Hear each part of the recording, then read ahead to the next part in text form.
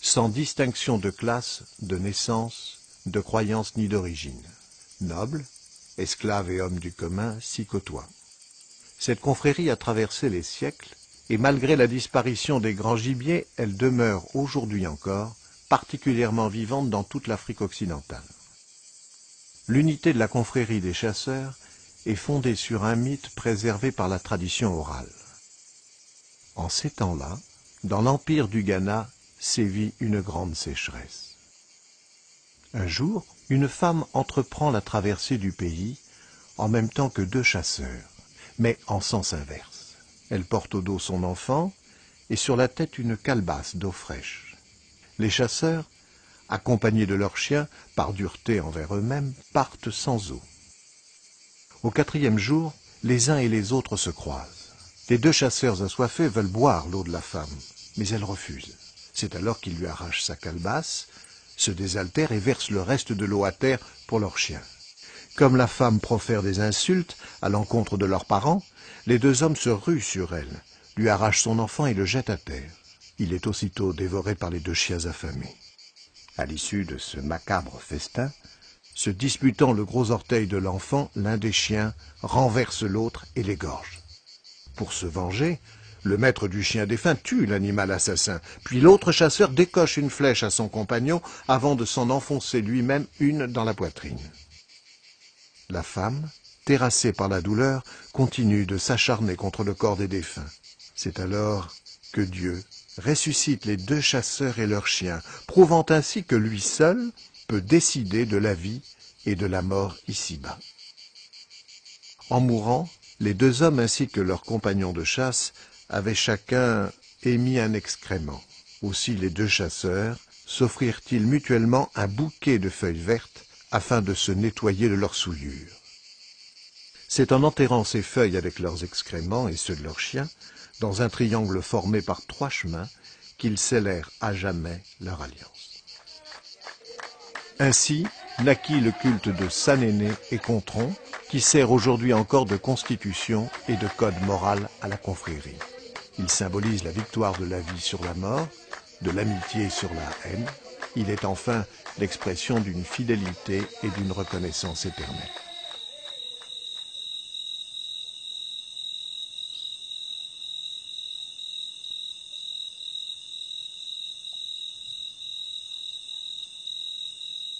Les chasseurs, qui autrefois nomadisaient à travers forêts et brousses, se sont aujourd'hui sédentarisés. Faute de gibier, ils sont devenus cultivateurs. C'est dans le village Sénoufo de Wolonkoto, au cœur de la région la plus prospère du Burkina Faso, le Kénédougou, que vit Nafalé Koné, le chef des chasseurs de la province. La vie des villageois est étroitement dépendante de la terre nourricière qui donne la vie, terre mélangée à la paille qui protège hommes et céréales, terre sculptée par les femmes pour nourrir la famille. Après les ancêtres mythiques, toujours vivants, et les mânes des grands chasseurs associés à tous les rites, on trouve dans la confrérie le chef, garant de l'intégrité des lois, les vieux chasseurs qui l'assistent, les maîtres chasseurs chargés de l'enseignement et de l'initiation des novices, la masse des chasseurs et les postulants, et enfin les chantres, détenteurs de la tradition orale. Entre eux, les chasseurs s'appellent « mon aîné » ou « mon cadet », selon leur degré d'initiation. Outre le degré d'initiation, le respect mutuel entre les chasseurs est aussi fonction de leurs exploits. Qu'ils aient tué des fauves, des éléphants, des buffles, des hippopotames ou des pythons, appellent les aînés à plus d'humilité envers leurs cadets.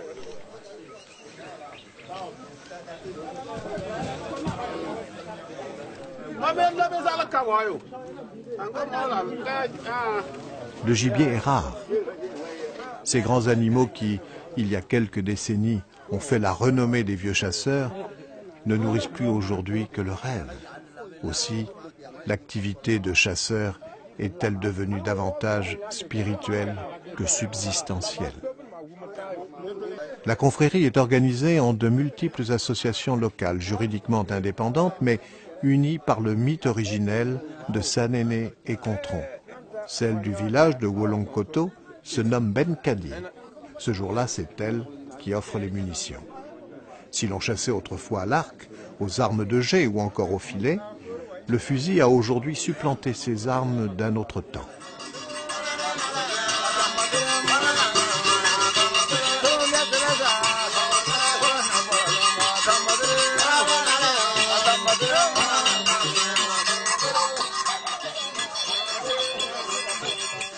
Au cours des chasses, les chantres accompagnent les chasseurs.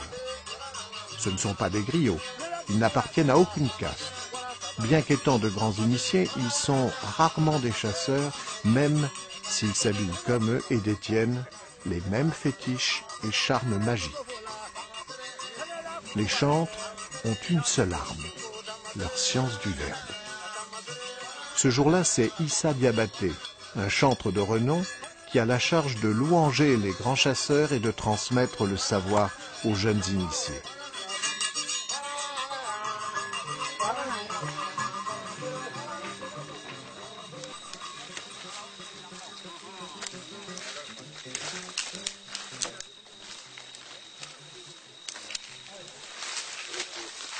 Dans le mythe originel de Sanéné et Contron, en souvenir des offrandes de feuilles que les deux ancêtres chasseurs se firent mutuellement, les cadets de la confrérie offrent à leur chef, en signe d'alliance et de respect, des rameaux qui constitueront pour lui un siège rituel.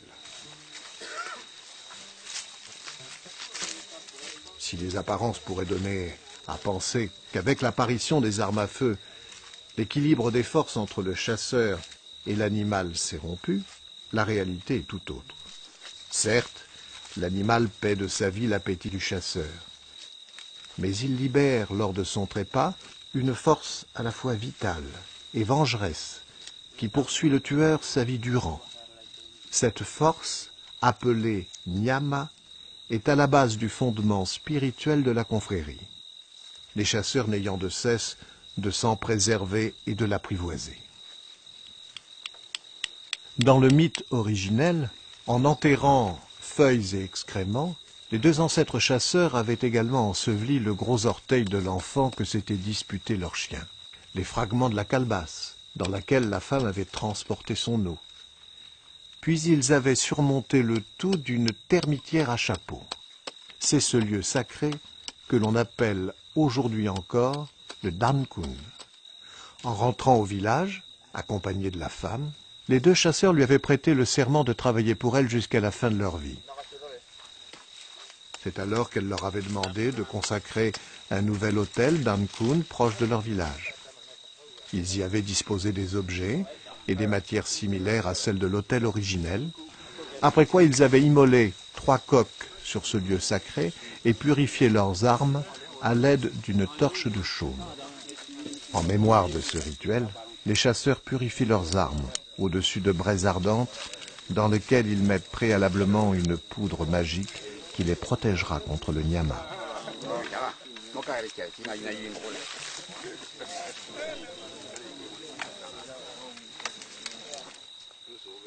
Avant de s'aventurer en brousse, le grand maître Nafalekone s'assure des augures des esprits en faisant une divination avec les 2 moitiés d'une noix de kola.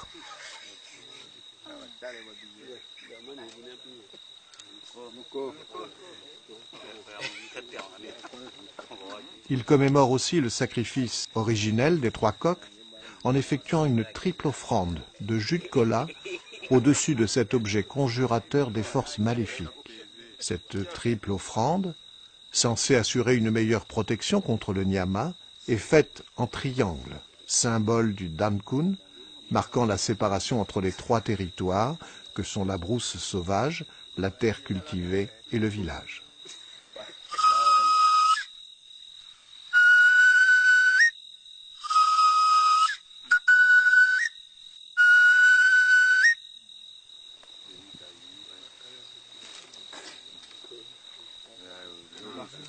Les 2 flèches en équilibre qui composent cet objet symbolisent celle de l'homicide originel.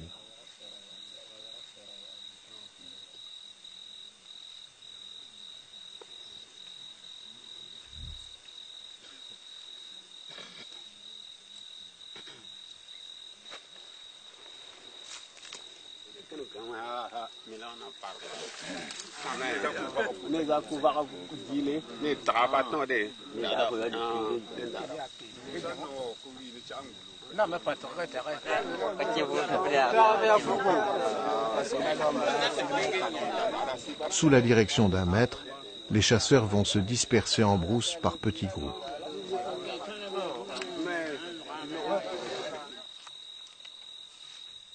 Chaque acte, si bénin semble-t-il être, est accompagné de paroles magiques censées accroître les chances du chasseur ou le protéger contre les forces maléfiques.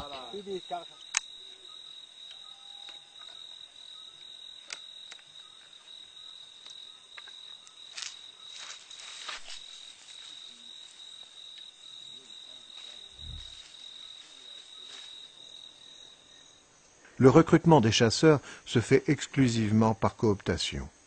Tout postulant à la confrérie doit d'abord s'engager auprès d'un maître chasseur de son choix, à respecter la loi de la société et à subir une initiation de 2 à 3 années. Les critères essentiels d'admission du prétendant sont sa droiture et sa réputation concernant ses relations avec les femmes. Un adage dit à ce propos, lorsque l'on sait tenir ses pieds, la ceinture de son pantalon et sa bouche, on assure à sa vie une bonne traversée du monde.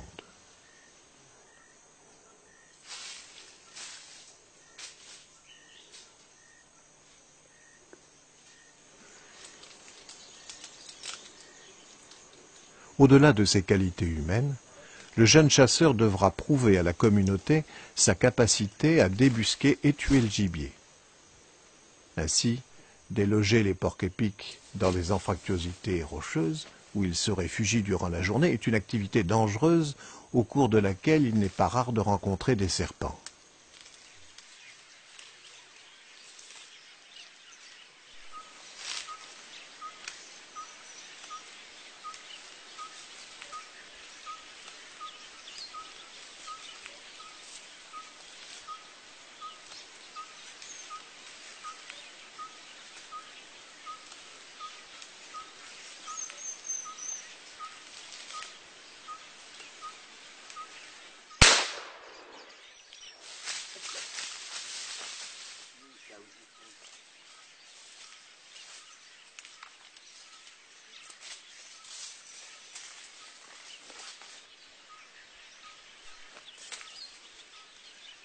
Selon la croyance, dès qu'un animal a été abattu, son corps se couvre d'une couche de nyama. Le chasseur introduit alors dans chacun de ses orifices une poudre magique censée contenir la force maléfique ou diminuer ses effets. L'animal est ensuite égorgé et son sang répandu sur le gris-gris protecteur du maître chasseur.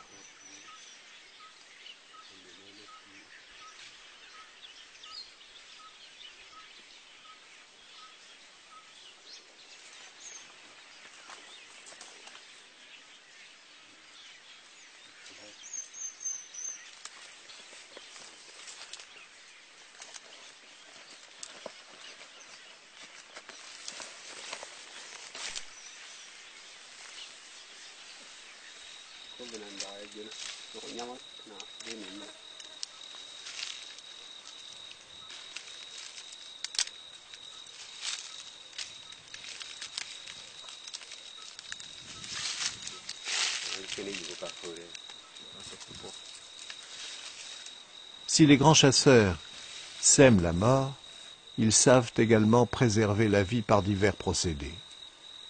Ils confectionnent des médicaments proprement thérapeutiques ou magiques, à base de plantes, de substances animales ou minérales. Lorsqu'ils prélèvent quelque matière dans la nature, c'est avec beaucoup d'égards, en lui adressant des prières ou en lui offrant des sacrifices réparateurs.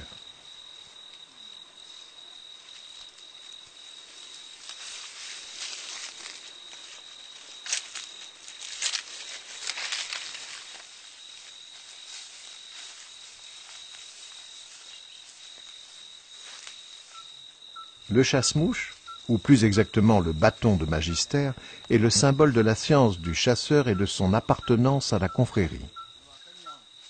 Son sifflet de bois, tenu pour magique, lui sert à communiquer avec ses semblables, les esprits ou les ancêtres, à annoncer la mort d'un animal ou l'accomplissement d'un rituel, à se diriger ou à demander de l'aide.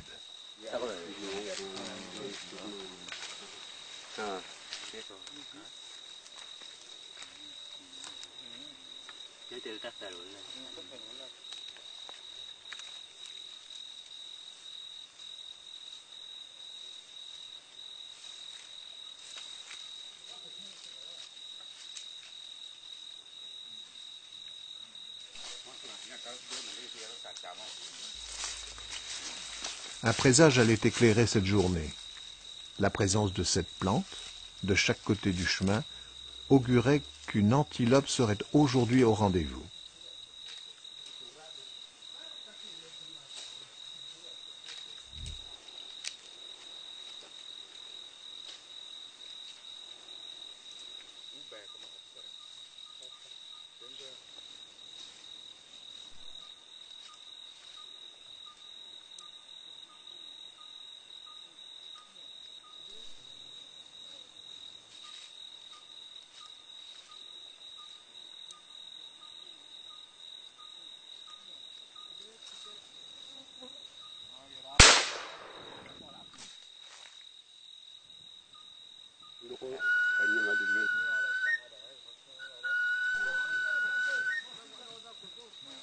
Le nyama des animaux est proportionnel à leur résistance vitale, à leur masse, à leur aspect et à la peur qu'ils engendrent. Il est à l'origine des maladies, des problèmes de la vie quotidienne et de la mort. Chaque fois qu'un chasseur abat un gibier, il sait que son nyama le poursuivra jusqu'à la vengeance. Qu'un fusil éclate entre ses mains et l'on dira qu'il est victime du nyama de tel animal. Qu'il perde régulièrement ses enfants en bas âge, et l'on dira que le nyama de tel grand python l'éprouve dans sa lignée. Lorsque le chasseur est jeune, inexpérimenté, et sa victime chargée de nyama virulent, il fait appel, grâce à son sifflet, à un maître chasseur. Ou bien il accourt au village annoncer son exploit à la confrérie. C'est alors son maître, ou tout autre chasseur désigné par celui-ci, qui va accomplir à sa place, mais en sa présence, les gestes rituels. C'est parfois l'occasion pour le jeune chasseur de découvrir ce niveau de connaissance qui lui a été jusqu'ici caché. L'équilibre existant entre le pouvoir du chasseur et celui de l'animal se mesure ici à la multiplicité des actes rituels. Canalisation du flux d'énergie maléfique dans des gris-gris, lavement rituel, prière ou encore divination. Malgré cela, le nyama des animaux pénètre peu à peu l'homme pour vivre en lui. Selon la croyance, c'est cette force intérieure qui se manifeste de manière spectaculaire au moment de la mort du chasseur. Celui-ci imiterait, lorsqu'il agonise, les cris, les râles et les soubresauts que faisaient ses victimes avant d'expirer.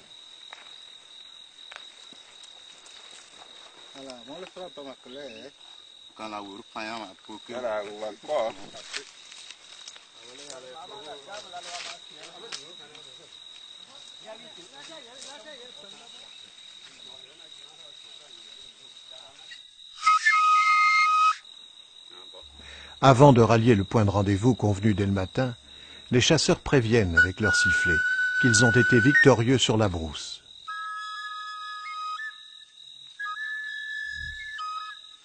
Ceux qui sont déjà rentrés leur répondent afin de leur permettre de se diriger.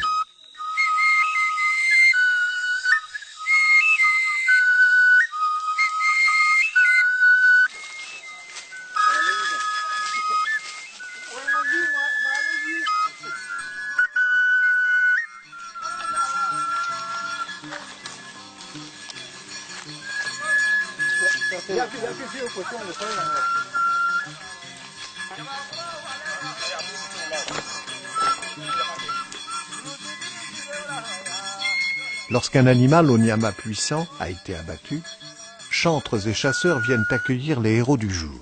En signe de respect et de reconnaissance, ils se prosternent et offrent des rameaux de feuilles en mémoire de cette offrande faite par les deux ancêtres du mythe originel.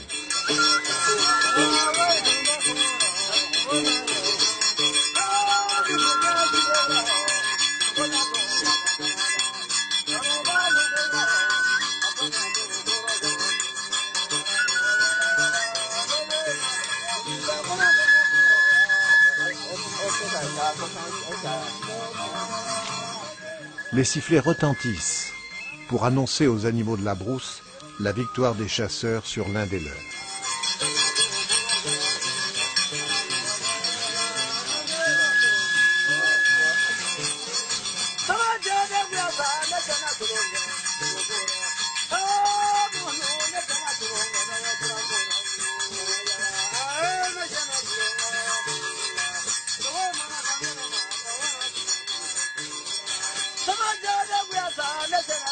En signe de soumission et de respect pour leur chef, les héros du jour viennent offrir leur gibier en rampant.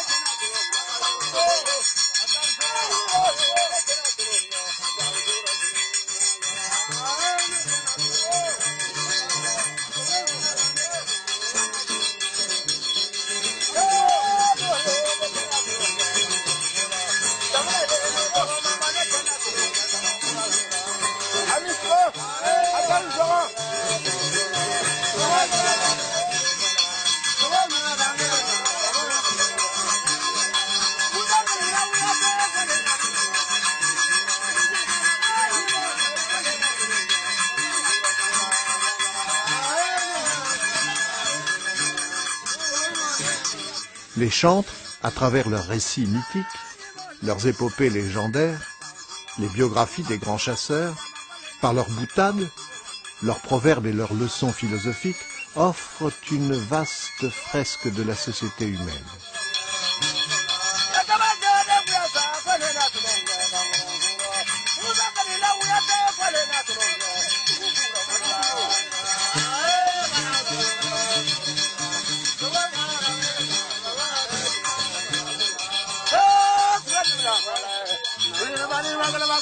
C'est avec beaucoup de lyrisme et de génie qu'ils adressent leurs éloges.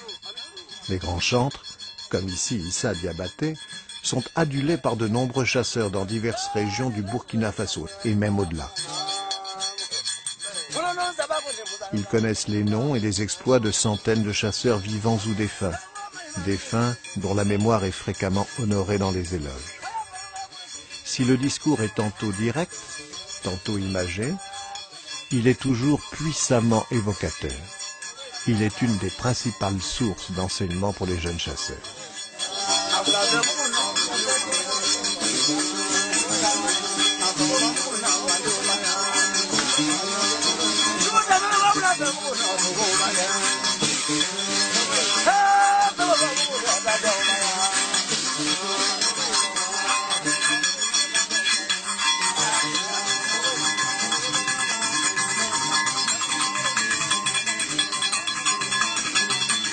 Si certaines danses sont accessibles à la masse des chasseurs, d'autres, en revanche, s'adressent uniquement à certains d'entre eux.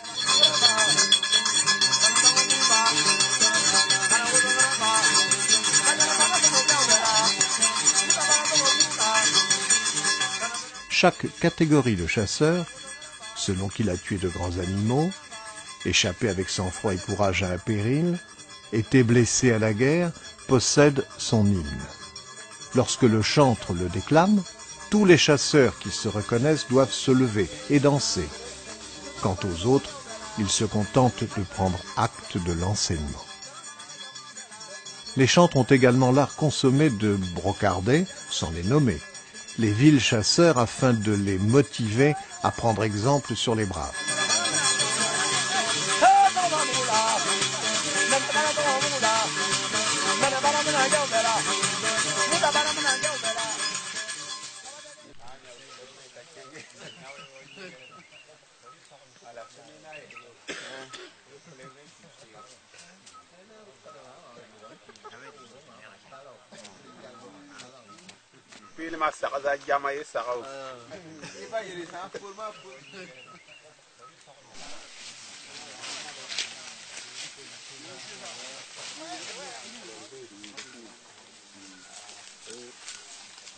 Lorsqu'arrivent les retardataires bredouilles, ils offrent eux aussi à leur chef, en signe de respect, un rameau de feuilles.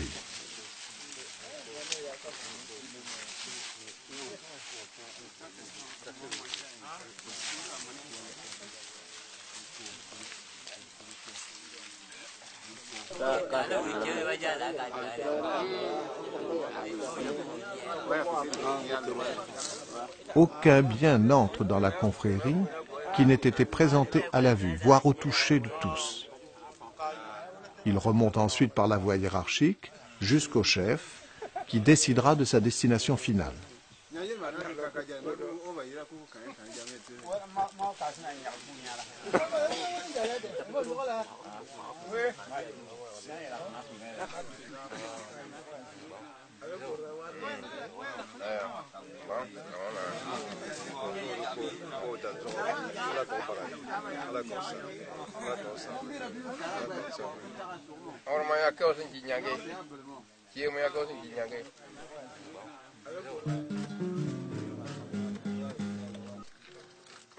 Avant de faire une entrée glorieuse dans le village, les chantres mettent une dernière main à l'accordage de leur instrument.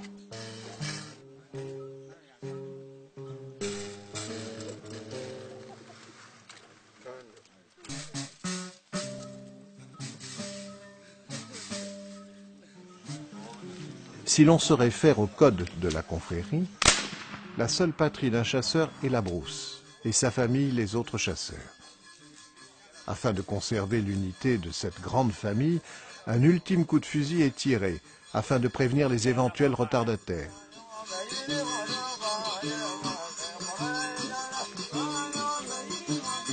Commence alors le comptage des chasseurs à l'aide de bâtonnets. Mieux encore, chaque vieux chasseur resté au village est lui-même représenté par l'un de ses instruments de comptage. Autrefois, ces bâtonnets faisaient l'objet de sacrifices qui les rendaient sacrés.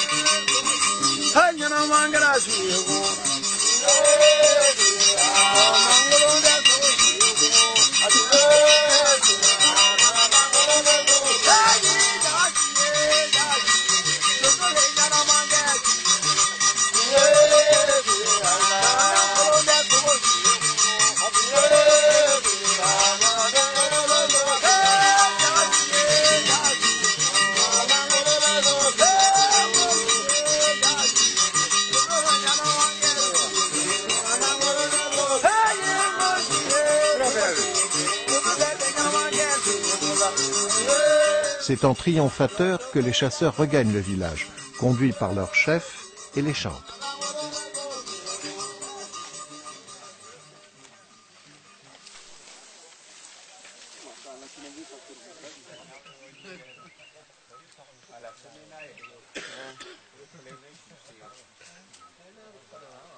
Dans la confrérie, les vieux chasseurs sont toujours à l'honneur. Ils se partagent ici les plus belles plumes du butin de chasse. La confrérie est une grande organisation humaniste où le partage est de règle.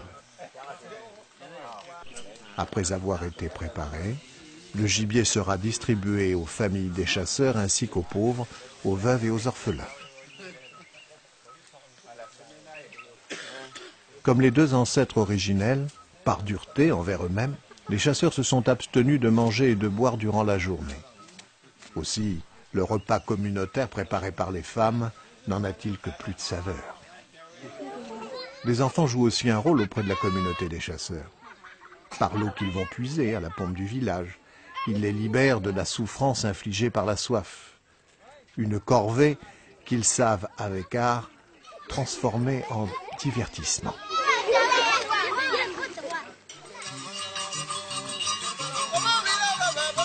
Ce jour-là est jour de rite et de fête. C'est l'occasion pour les maîtres chasseurs de démontrer leur pouvoir aux novices de la confrérie et à la population, pour les nouveaux initiés de parfaire leurs connaissances, et pour les chantres de transmettre leur savoir, de gagner prestige et argent.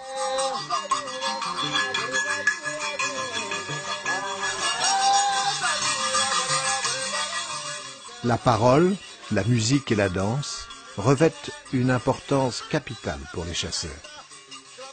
C'est à l'occasion des fêtes que les novices apprennent à connaître de la bouche des chantres les grands récits et les mythes, les sagas des personnalités mythiques, légendaires ou même historiques du monde de la chasse.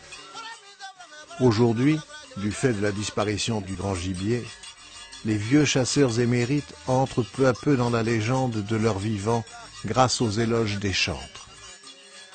Comme l'ont fait à l'origine de la création de la confrérie les deux ancêtres mythiques, après avoir créé leur hôtel au Dankun, les chasseurs dansent dans le sens inverse des aiguilles d'une montre.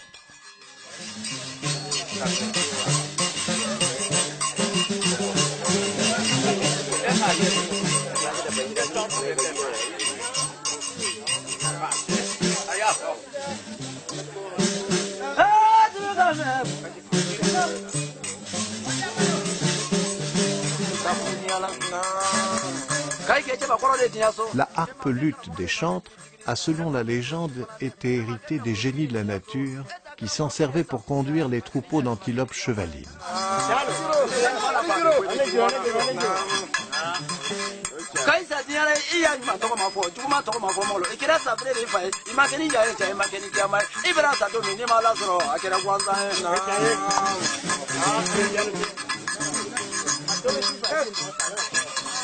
La caisse de résonance symbolise la fécondité du gibier, la peau tendue, le ciel, où séjournent les âmes, et les cordes, la voix des ancêtres. Ce qui en fait un instrument de communication privilégié avec l'au-delà.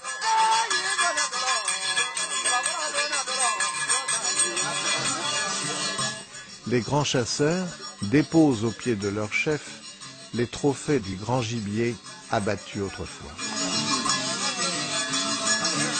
Les singes, tout comme les grands animaux, ont aujourd'hui disparu du territoire de chasse du village de Wolonkoto. Toutefois, les chasseurs qui ont jadis tué ces gibiers au nyama puissant sont en droit de simuler, sous la forme d'une pantomime, leur traque et leur chasse. Les chasseurs aiment jouer la pantomime. Les villageois viennent toujours nombreux assister à leurs fêtes.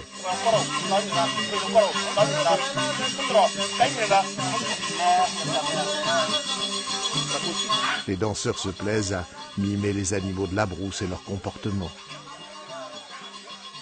Ici, ce maître chasseur imite les simagrées du singe, un de ces singes peureux qui défèquent à tout instant, un singe curieux et gaspilleur.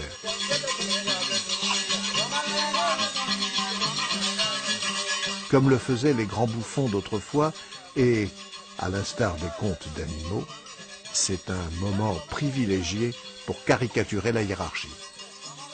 Pendant ce temps, un autre chasseur joue le rôle d'un géomancien qui parodie une séance en traçant sa table à l'envers.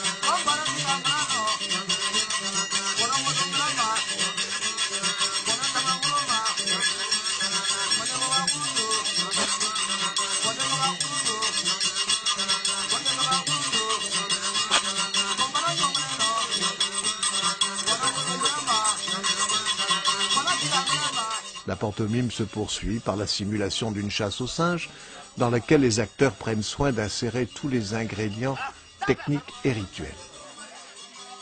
Le chasseur recherche la direction du vent afin de ne pas alerter l'animal.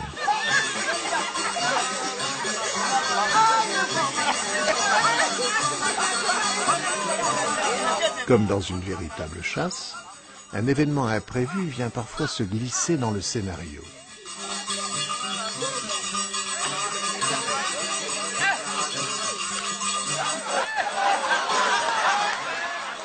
Ici, au moment d'abattre le singe, le coup de fusil ne part pas, ce qui amuse beaucoup les sangliers.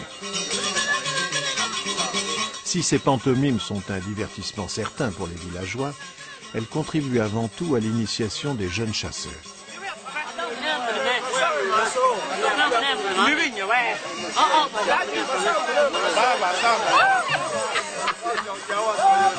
Le géomancien, qui est aussi un peu sorcier, prépare alors des feuilles au pouvoir magique.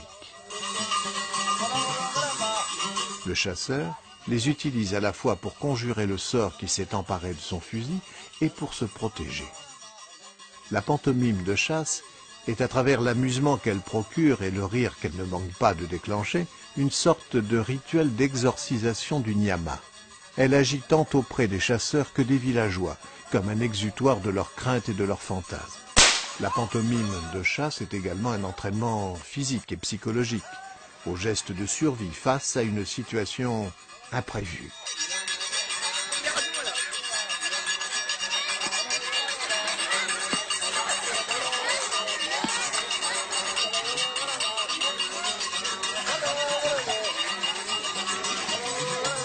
Comme dans une véritable chasse, une fois l'animal abattu, les chasseurs conduisent les actes rituels qui les protégeront contre le nyama.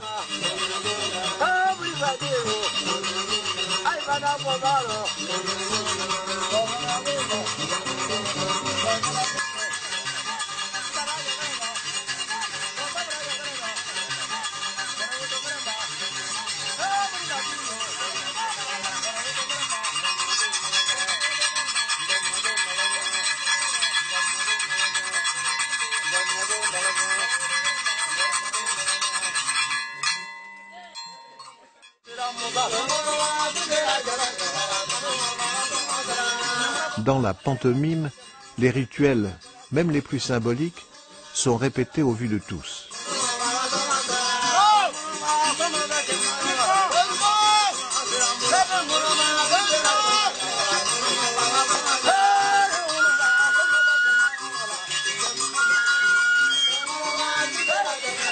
Il semblerait, à travers cette danse, que tous se soient donné rendez-vous. Habitants de la brousse cultivée et de la brousse sauvage ne font plus qu'un. Transcendant le symbolique, le chasseur devient animal pour à la fois incarner et exorciser le puissant nyama. Ici, un maître chasseur est mis à l'épreuve. En portant ce lourd masque cimier surmonté du conjurateur de nyama, il démontre sa puissance, à l'image de celle du buffle.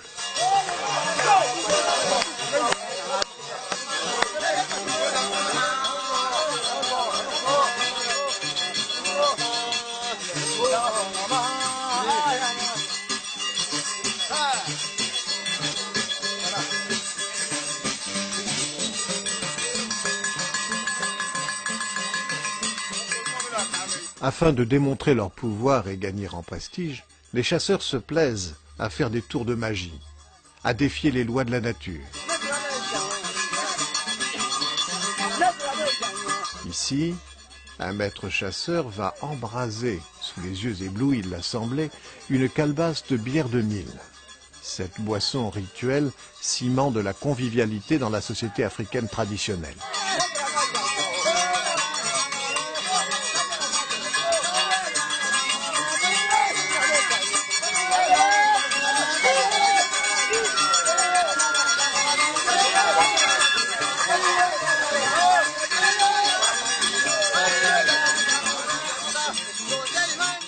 La rémunération des chantres s'effectue soit avec de l'argent introduit dans la caisse de résonance de l'instrument, par un orifice prévu à cet effet, soit avec des gris-gris protecteurs qu'ils cousent sur leurs vêtements, soit encore avec des secrets initiatiques.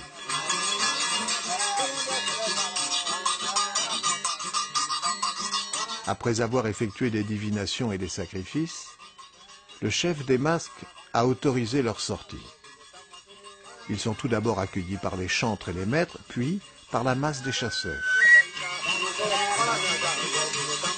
Les masques africains sont composites et empreints de beaucoup de symbolisme.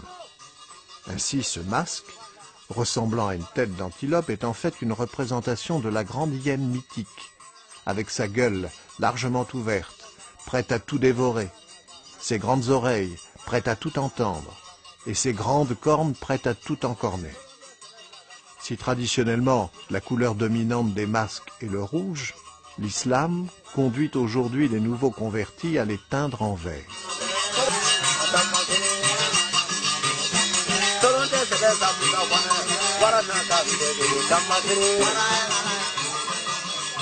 Le petit masque qui ouvre la marche est un masque frappeur. Il a la charge de flageller les sorciers qui chercheraient à jeter des sortilèges.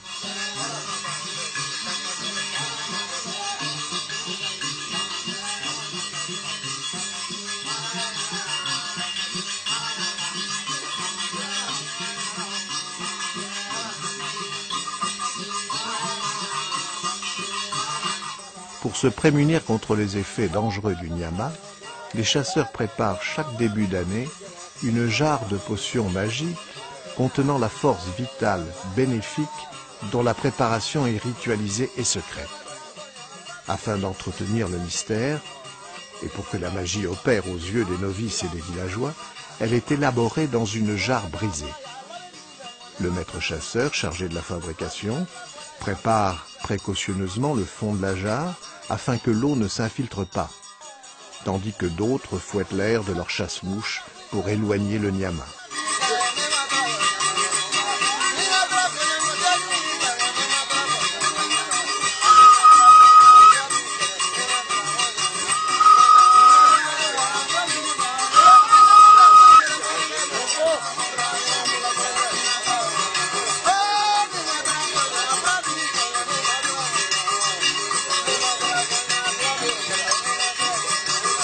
Pendant ce temps, un maître chasseur démontre son pouvoir en faisant flotter une noix de cola dans l'eau de la potion.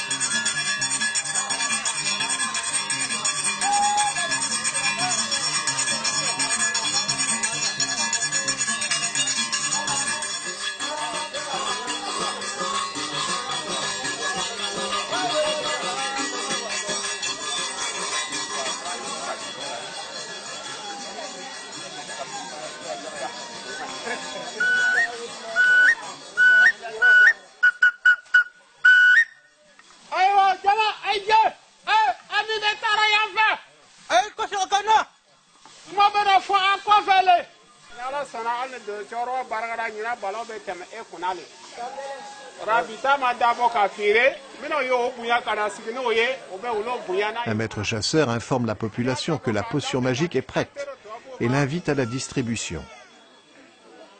Les villageois qui côtoient les chasseurs sont comme eux en contact avec le nyama, aussi doivent-ils s'en protéger.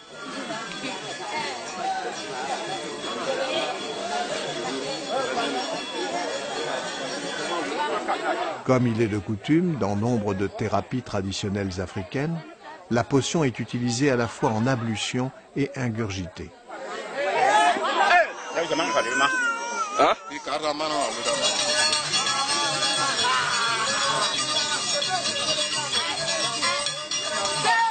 Pour débarrasser la place publique de toute force maléfique, les chasseurs fouettent l'air de leurs chasse-mouches en virevoltant.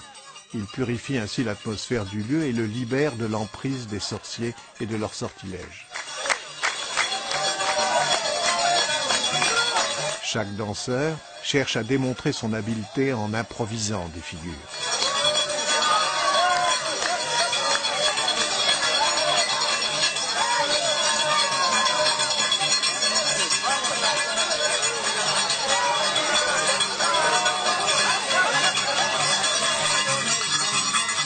Ainsi, depuis des siècles, les chasseurs mènent un combat spirituel et magique contre la mort, en tentant d'apprivoiser les forces surnaturelles. Leur confrérie est une école humaniste dans laquelle la connaissance est véhiculée par la parole, le chant, la musique, la danse ou encore la pantomime. Même si le gibier disparaît, la confrérie peut demeurer. Dans une société africaine qui cherche ses marques, une école de vie pour les jeunes générations.